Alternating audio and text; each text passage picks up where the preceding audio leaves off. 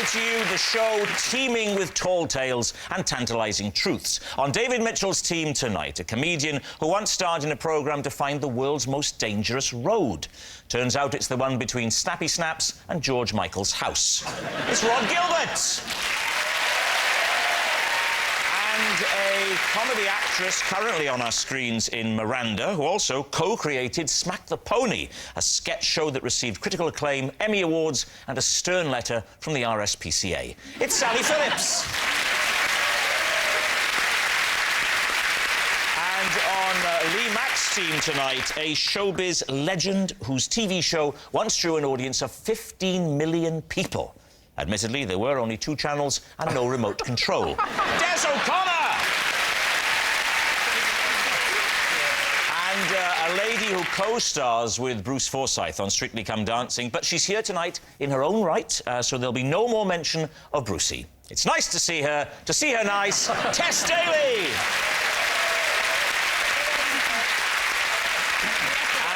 So to round 1, Home Truths, where our panellists each read out a statement from the card in front of them. To make things harder, they've never seen the card before, so they've no idea what they'll be faced with, and it's up to the opposing team to sort the fact from the fiction. Des, you're first up tonight.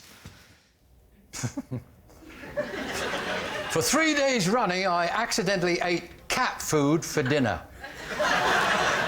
David's team. Right. So, how did this happen? It was an accident. Yes. But it happened for 3 days, so we're looking at 9 meals. Now, I didn't eat every meal, but I ate on one of the meals, one at lunchtime, one at snack, and one at dinner, but not necessarily in that order. And I'm assuming you thought the cat food was something else? Why would you assume that? Well, because otherwise, Des, it's not an accident. Was it wet or dry cat food? I'm not a cat, I don't know. No, but as a highly evolved mammal, you do know the difference between wet and dry. It depends what we're talking about. Des, have you got a cat? No.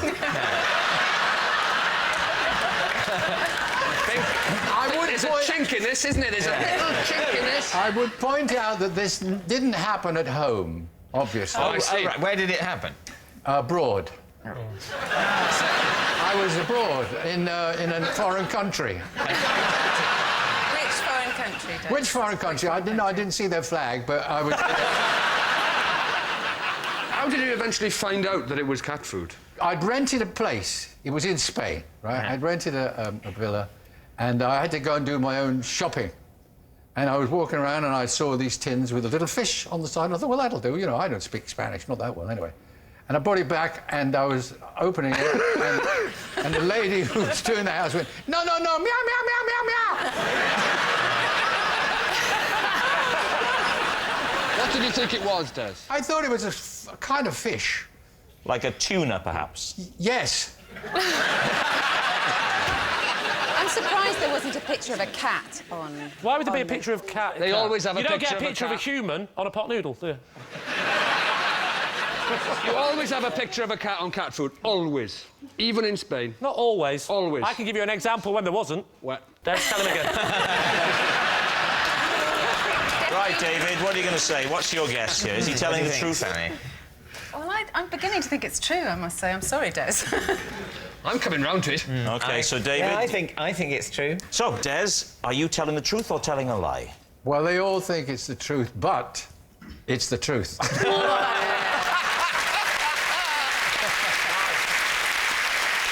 Yes, it's true. Des did accidentally eat cat food for dinner for 3 days running. It was his cleaner who first noticed something was wrong, namely that Des was licking himself clean in front of the fire and going to the toilet in a tray. Now, Rod Gilbert, you're next. I cannot go on airport travelators. The one and only time I did, I got so freaked out by how superhumanly fast I was walking, I had to be taken to the sick bay to calm down. Lee, what do you think? Right, I mean, just how fast would you say you were going? Superhuman was the word I used. OK. How fast would you define superhuman? Because I've got my own definition. Have you? Well, what's yours? I asked you first. Let's just say it went very fast. I didn't like it. So you're saying that you were on it, you had to be escorted off, taken to the sick bay? I wasn't escorted off. I got off the end and then I sought assistance. You felt nauseous. Did you fall That's off? right, I felt nauseous. What's the difference between nauseous and nauseous? David, what's the difference between Excuse me, nauseous you could have asked me. Excuse me. I'm A human being! I'm imagining you'll refer me to David. David, what's the difference between nausea... Is it simply I pronunciation? think it's simply pronunciation, Rob. Oh, yes. OK. Thank you, David. As you were. Shall I tell you another thing I don't like? It freaks me out when escalators don't work. You know, when you go up an escalator and you get up and you're exhausted and your legs are burning and you walk, they don't work, it's more tiring than the stairs, yet when you get to the top, you still fly off the end like that. That freaks me out. I don't like that feeling of lack of control. The escalator doesn't work, and yet you still fly off the top. Why is that? I don't think you do fly off the top. I think that's No, you just- do fly off the it's your top, David. brain telling you a No, lie. my brain doesn't tell me anything. Honestly, it does happen. Rob's brain does not tell him anything. No. Is that official, yeah? What do you mean? It's not my brain telling So me I'm you're flying saying off that the we're end. on at the top of a stationary escalator, you in Yes. some way are thrown Yes. off the end of it Yes. as if it were... As I described. That's nothing to do with the electrical motor in the escalator that isn't turned on. I'm not saying it is. That's because you're using a certain amount of extra energy in order to go up some stairs. Yes. And then suddenly it seems That. easy to go on the... Well, you'll find that at the top of a normal flight of stairs. No, you won't. Yes, you will. Nobody flies off the top you of will a have- normal stairs. Hang on a minute. Let's have a go, shall we? Let's give it a little go. Oh, you're right, David. Oh, you're quite right. What are you on about? What I'm going to tell you now, Rod, you may not be ready to hear. But the feeling of getting to the top of a normal flight of stairs Is not the same. and the feeling of getting to the top of an Rubbish. escalator that Rubbish. is not turned on Rubbish. is Rubbish. the same. It's not. It is the same. It's not. It is the It's same. not. This is madness. It's not. What you're saying? You started off saying it's I'm my... not going to discuss it anymore. I've told you the information. At some point, you will accept it. Yes. Rob, you're on this travelator, OK? I was, yeah, And was. you didn't like the fact that you were going so fast. Is No, that, that- would that be a fair assessment? Well, that's exactly what I said, so yes. Yes. Why didn't you stop walking so you weren't going as fast? I just don't like the way they kind of bump. Tell you what. They kind of shift along. I just don't like that. Oh, it's the feeling. up and down motion. Well, there's a Why little didn't you- cushion padding in it, yes. You could have walked backwards and then you'd been standing still. Yes, I know, but I had If you judge the speed right. All right, but I had a plane to catch, David. So what do you think, Lee? Tess, what do you think? Well, I'm trying to read his body language, because I'm a woman and we do intuition very well. He's very laid back. He seems very committed. I Very think committed, he might very be telling the confident, truth. very laid back. Yes. What about you, I Des? just think he's telling the truth. Or I think he something. is. I mean, Thank you, Des. I think he might be telling the truth. You're saying true? Am I? True. True. True. Rod, truth or lie? It is a lie. Yes, it's a lie. Of course, Rod can use airport travelators. Our next round is called This Is My, where we bring on a mystery guest who has a close connection to one of our panellists. This week, each of David's team will claim it's them that has the genuine connection to the guest, and it's up to Lee's team to spot who's telling the truth. So please welcome this week's special guest, Tony.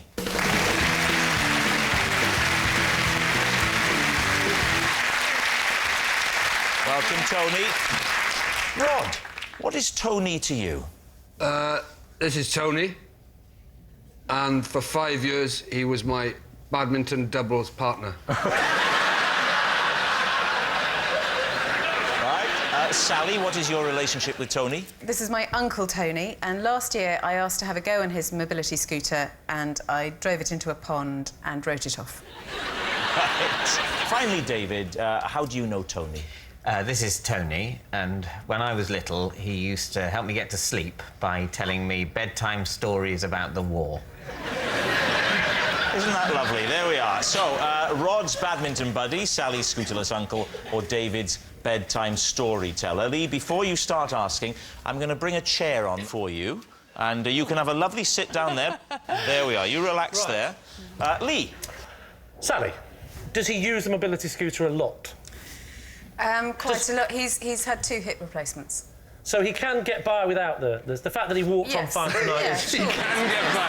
I don't think they're just for old people. You know, I've got a bath with a door. I think it's nice. That was more a DIY mishap, though, wasn't it? No, I think it's nice. Just open the door, step in, wait for 19 or 20 minutes while it slowly fills up in freezing cold. I think it's lovely. Why did you take the mobility scooter in the first place? Because I was going to play a psychopath in a film, or a psychopath on a mobility scooter. And I said, can I have a go? Because I can't drive a car. Sally, how far did you drive before you went into the pond? What was the distance? I didn't know I had it in reverse. So you were very close to the pond. So I wasn't far from the pond, but it was facing that way. Right. And I took it out of park the wrong way and went backwards. And was into your the uncle pond. with you at the time? Yes. How much instruction did Tony give you before you got on the mobility scooter? Well, that he thought, as he said afterwards over tea, many, many times, that it was quite self-evident how one drove this thing. He said all it had was it's got a little, you know, gear tiller, and he thought that even a nincompoop. Backwards or forwards, that's about Did you it. say gear tiller? Yes, well... That's a nautical expression. But you obviously felt, on some subconscious level, more comfortable at sea. Did you buy your Uncle Tony another mobility I did. scooter? How much was that mobility scooter? Yes, how much was that mobility scooter? It was £1,500. For a brand new mobility For a scooter? brand new one? Yes, because it... Hang yes, on, is that right, Des?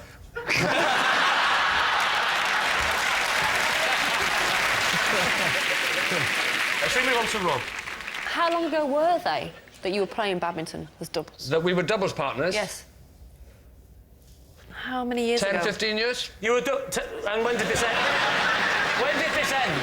We had to stop because I was getting on a bit. And how did your partnership begin? Well, we played for the same club. What was the club called? It was in West London. West London, go on. Yeah, You can't remember the name of the club? It was called Old Actonians. Old Actonians Badminton Club. Well, yes. Did you wear the full gear, short shorts and, you know, looking... No, I wore a miner's helmet and he wore a frogman's outfit. Of course we did,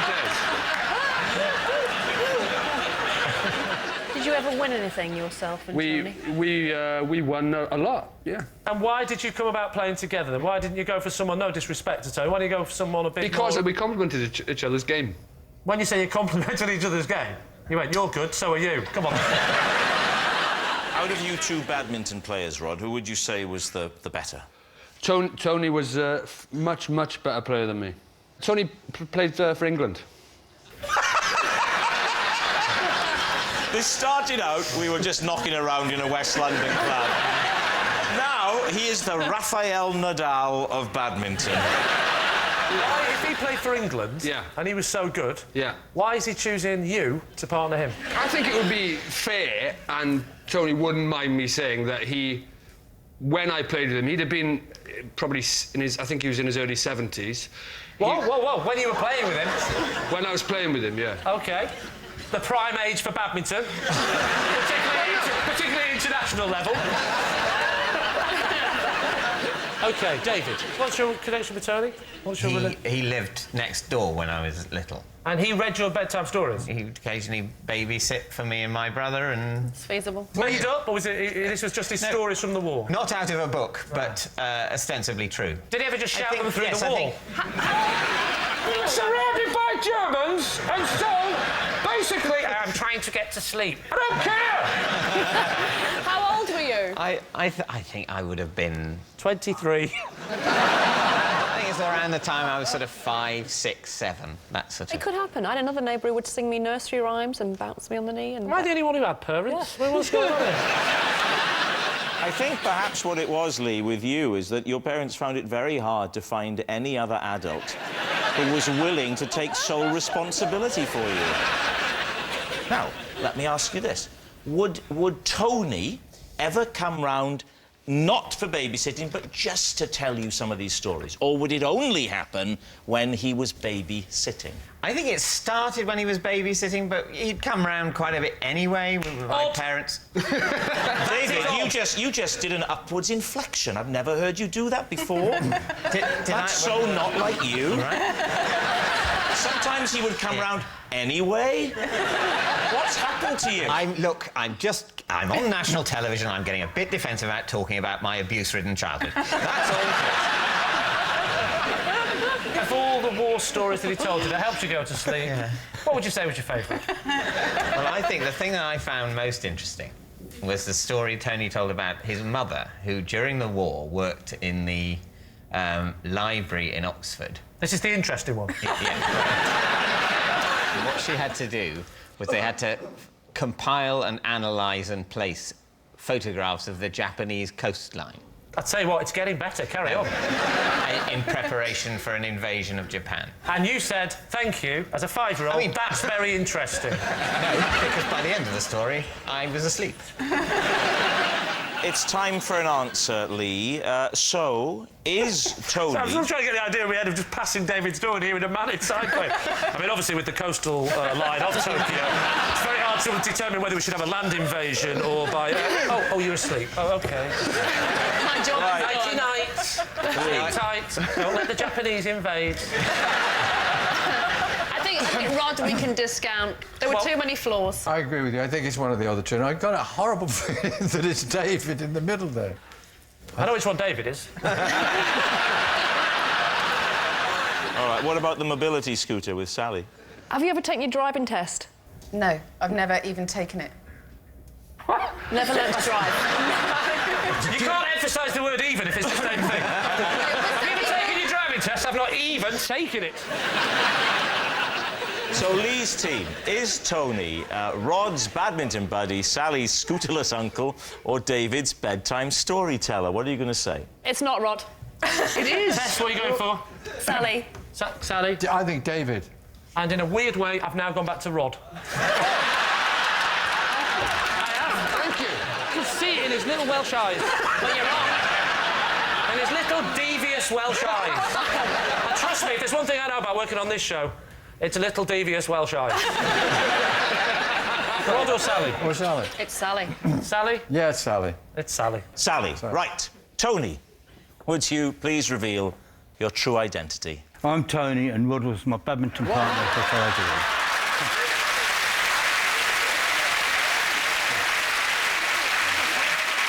Yes, Tony was Rod's badminton doubles partner. Tony, thank you very much. Well, thank you.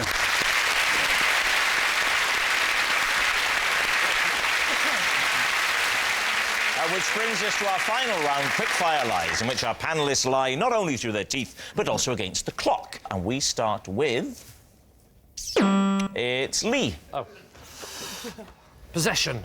Right, well, in that case, step this way and take the card, read the card to us, and then when you've done that, you can reveal your possession. In Thailand, I paid £200 to have my portrait painted by a monkey. Is that portrait? All right.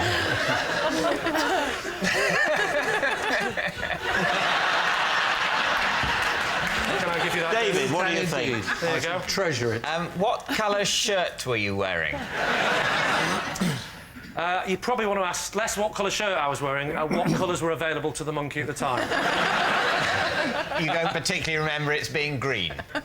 No, and I don't Were you remember having eating- 4 green ears either. And what colours were available to the monkey? Blue, red, green, and its own excrement. That's my face! Can I just say, I was recently at a zoo where I was painting with chimps. In the North Wales, in the Colwyn Bay Mountain Zoo in Wales, and I tried to get them to paint stuff, and there's no way that they would have done that well. I'm not being racist, but that's your Welsh chimp. That's all I'm saying. How big was the chimp? Well, let me remember now. He was sort of like this.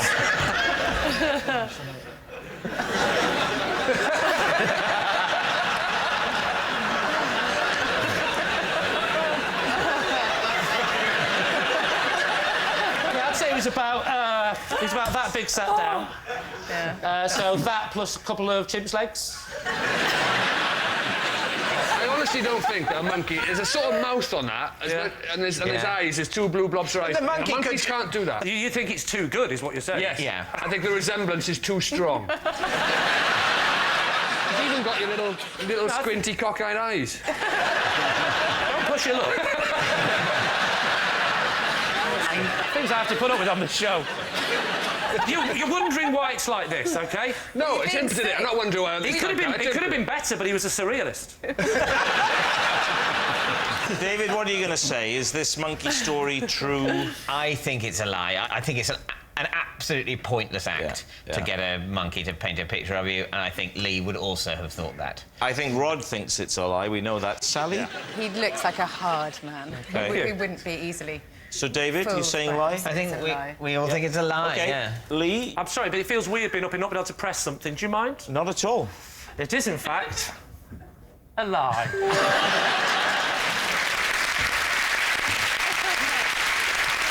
Yes. What a surprise. It was a lie. Lee It's didn't... a lie. How am I supposed to sell that as a truth? Do you know what? I'm glad it's not mine. How am I supposed to have a chance? My 4-year-old son is watching. Thanks for doing it, and I'll fix it, and I'll bring it home. And tell him I want me 200 quid back on that monkey suit. Yes, it was, of course, a lie. Lee didn't pay £200 to have his portrait painted by a monkey in Thailand. I mean, why would a dumb, hairy beast who spends all day throwing his feces at the wall and scratching his bottom want a portrait from a monkey? And next, it's Sally. Out loud, Sally.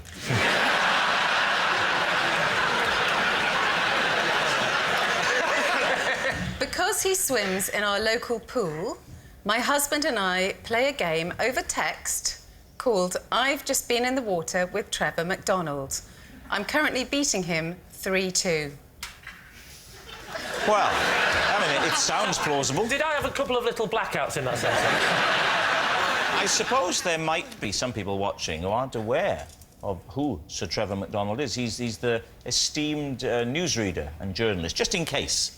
So there could be some young, people who don't know who he is. So if you go swimming and Trevor McDonald's in there, you get a point. That's the rules, right? Yeah, Do you live near him? I do live near him. Do you ever talk to Trevor McDonald? Not really. I sort of made eye contact with him when we were both buying fireworks once. You didn't bother playing the game, I've made eye contact with Trevor McDonald and fireworks, so I didn't catch on. No, because it's important that he's in the water. Sally, who saw him first? My husband saw him first, because I'm quite short-sighted, as you can see. And was he I don't- swimming? Was he swimming? Yes, he was swimming. And... And what? He wears nose clips. Is he? Are you concerned that he's going to watch this programme and this is now going to be awkward? It's going to be out. I am a bit concerned. I tell you, the person who'll be really gutted is my dad, who says hello to him in the supermarket. So... He's got his own game going on with your mum, I my think. dad's name-dropping Trevor McDonald said hello to, by the onions, and so we started going on better and saying You live hello in a to very Trevor small McDonald. little village, don't you? You know this is true, don't you? Yes, of course, because we live quite near Nearby. each other in show business land. Yes. There's a swimming pool, a fireworks shop, and a supermarket. It's a lovely place. Is he a serious swimmer doing laps? You know, he's in Goes there up a and serious... down. Yeah, it goes up and What do down. you mean on the spot? Up and down would signify sinking and desperately trying to... You mean No, back and he does forth? lengths. He goes... Lengths. What's his stroke? You know what, He you don't want to hear about alternates. this. He alternates between what? Between breaststroke and front crawl. See, Which do you prefer? Which way? I'm afraid I have to do breaststroke. You're a breaststroker. I can't get Well, you've got to the keep your end. head above the water, haven't you, to look out for newsreaders? So what do you think, then, Lee? What do you think? Is Sally telling the truth? I think you are making it up. I think it's a fib. What do you think? I think it's true. You think it's true? Yeah, I think it's true. Oh, I'll go for true. You're saying true? Yes. OK. Sally Phillips, truth or lie? It is a lie.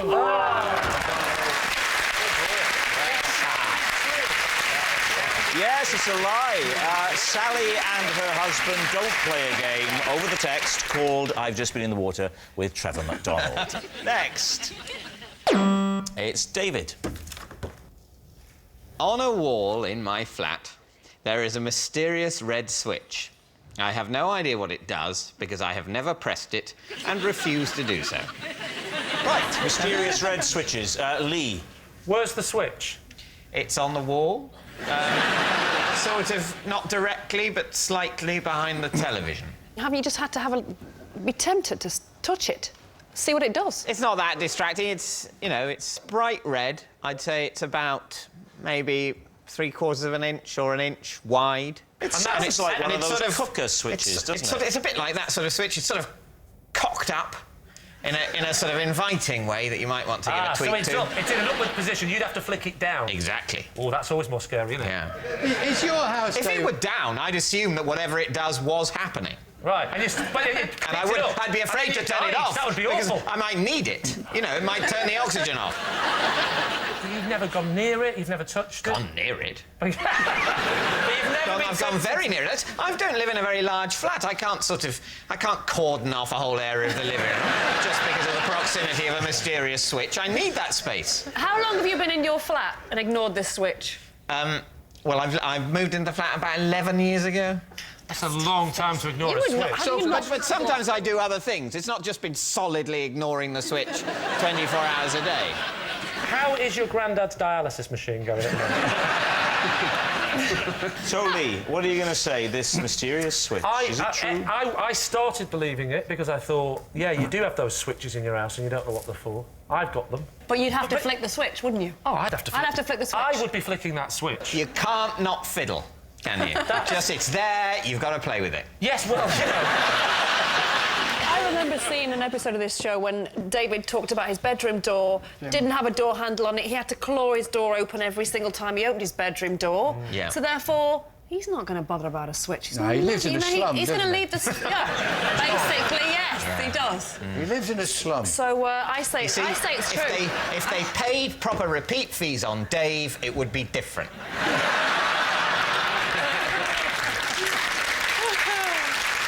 So, Lee, what are you going to say? Truth or lie? Des, He's telling a lie. you think he's telling a lie? Yes. Why? Well, I don't think he can ignore that. Look at that intelligent face. Look at that beard now. He does look like a professor. He hasn't got a bedroom door handle, Des. How do you know? How do you Because know? I've watched... So, truth or lie? I think I will go with Tess and say it's true. You're saying it's true. David, truth or lie? It is true. Yes! Yes, it's true. David does have a mysterious red switch on the wall of his flat which he's never pressed. Oh, and that sound signals time is up, and it's the end of the show, and I can reveal that David's team have won by 5 points to 1. But it's not just a team game, and my individual liar of the week this week is Sally Phillips. Yes, Sally Phillips, who's given us more barefaced cheek than a leapfrog competition at a nudist colony. Good night. Love him or loathe him, Jeremy Clarkson joins Ian and Paul to guest host, and I got news for you in just a moment.